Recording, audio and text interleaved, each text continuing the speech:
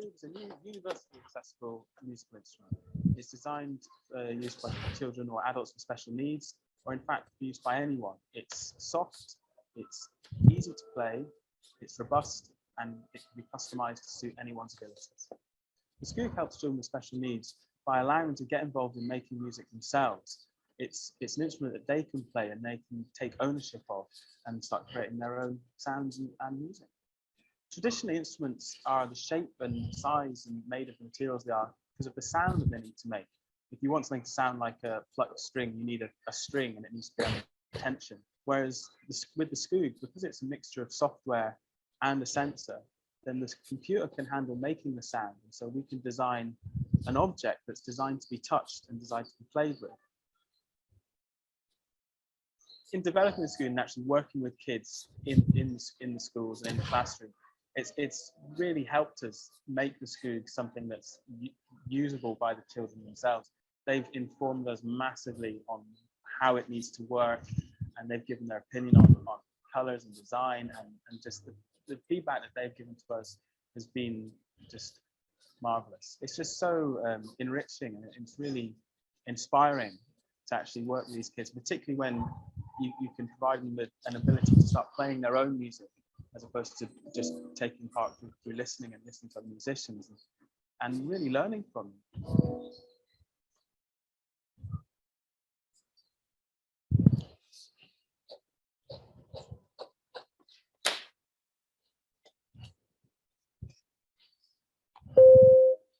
The lecture was about university. Children are donate, soft, easy to play, my ability, making music. Furthermore, the speaker mentioned that take ownership, shape, size, material, sound to make, and need detention.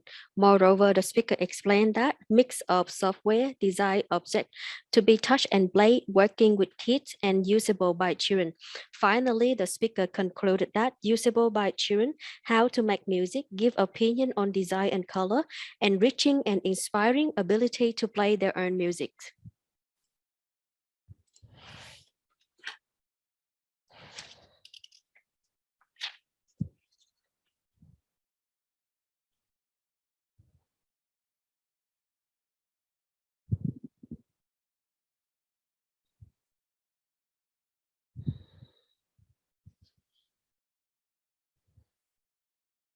I marveled at how often powerful feel powerless.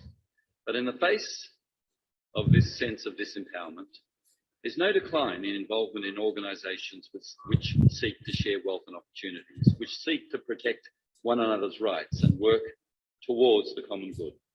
According to the UN, civil society groups have grown 40-fold since the turn of the last century. Last century. Internationally, the non-profit sector is worth $1 trillion. There are 700,000 not-for-profit organisations in Australia alone, 700,000. UN recognises 37,000 specifically civil society organisations across the globe working in international relief and gives accreditation to many of them. This profound movement towards harnessing voices and resources from outside the realm of governments and officialdom reflects a growth in trust. The third sector, NGOs.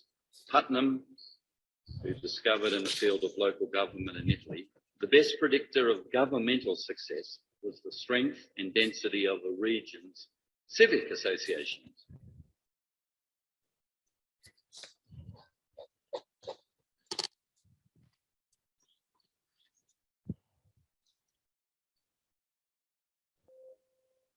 The lecture was about disempowerment.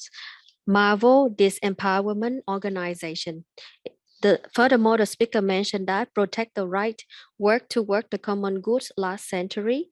Moreover, the speaker explained that $1 trillion, 700,000 US Australian dollar, the UN recognized it, and civil society.